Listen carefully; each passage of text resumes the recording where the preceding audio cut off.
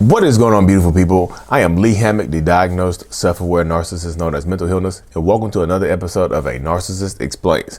In today's episode, we're going to be talking about why do narcissists treat their kids so badly. One big reason why they could treat their kids so badly. A few more reasons. Stay tuned, like and subscribe for more.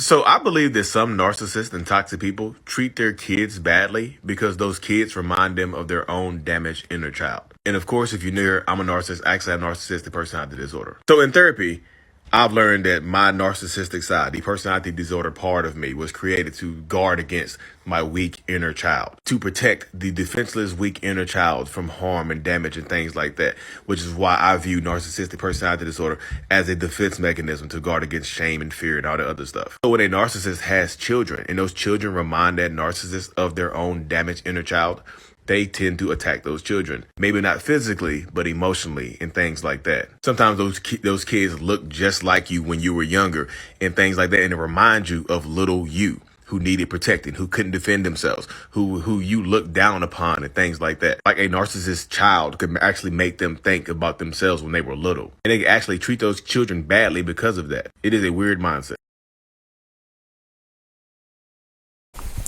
So welcome back, folks. So you see the video, you saw it. So a narcissist, one reason why a narcissist could treat their kids so badly is because those kids remind that narcissist of themselves.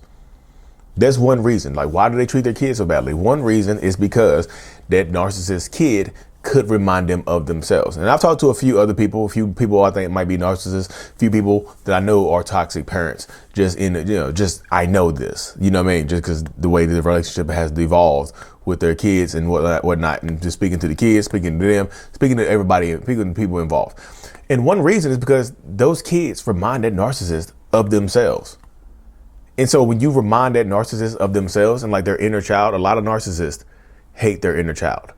Their inner child exists. It is buried beneath the surface. I've told my story before about how my inner child is guarded by a huge version of myself. In my mind, I've seen my inner child before. He is a little 7-8-year-old boy riding his bike, just as happy, not bald head, but just a little bit of hair, look like the brain from Peaky and the Brain, look like that. You know what I mean?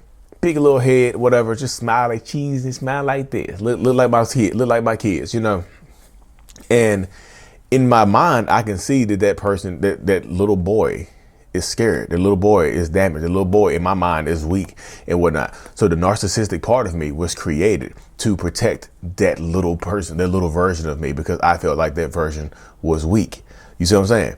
I feel like that version was flawed. That version was easy to hurt. That version was vulnerable and whatnot. And it could be hurt and vulnerable because, some, psychological, mental, emotional neglect and things like that. But I felt like that version of me was not sufficient. So my mind created the narcissistic part of me to guard that.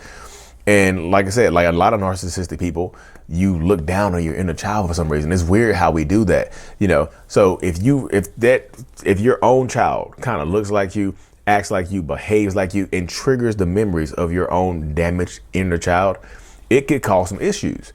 You see what I'm saying? It could very well, definitely 100% cause some issues. And that narcissist could just remember, like, just look at their child and treat that child like they would treat their own inner child. You see what I'm saying? That child reminds that narcissistic person of their own flaws, of their own weaknesses, possibly of their own strengths and fears, things that narcissist might be afraid of. And you might understand this if you were raised by a narcissist. If you had a narcissistic, toxic parent or whatever, and you were raised by them, maybe you think the same thing. Maybe you see how narcissistic people treat their kids. You think like, damn, wait a minute, that's how I was treated when I was growing up. So could this be a reason why? Could this be something behind it? Could there be something behind? Is there something there? You know what I mean? And a lot of people think that. A lot of people deal with it. A lot of people see it and feel it. So like that's one reason why they could treat their kids like that, because their kid reminds them of themselves. They see that little version of themselves and they want to protect it, or they hate it and they treat it badly. It's wild. It is wild. It is wild how the mind works, y'all. My kids remind, some of my kids do remind me of myself when I was little. Even my wife says, oh, they act like you. They act like you. They look like you. I'm like, oh my goodness. In my mind, when my kids do something wrong, I was like, oh, this reminds me of me. And it brings shame upon me. It brings shame upon that narcissist in your life, that narcissistic parent that you might be dealing with, that you might know and whatnot. So it sucks. But me, have I gotten better over the years of treating my kids? Yes, absolutely. I treat my kids very well. Now, I worked on myself. It's been 17 years of personal development and almost 6 years of therapy. You know, it's crazy. Y'all been doing these videos so long. I remember distinctly saying I've been in psychotherapy for 3 years. I've been in therapy for 2.5 years. I remember saying that. It's been a long time me doing these videos. Y'all stop giving me material.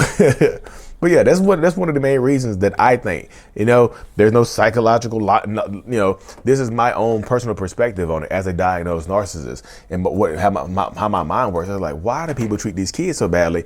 And the kids don't do anything. The kids didn't ask to be here, you know? And the narcissist sometimes treats the kids like that because the kid is taking it. You know, there's a few other reasons why narcissists treat their kids so badly. You know, the narcissistic person is attention starved and jealous of the kid is getting that attention and whatnot. So they treat the kids badly because of that. They're actually jealous of the children because the kids gets more attention than them.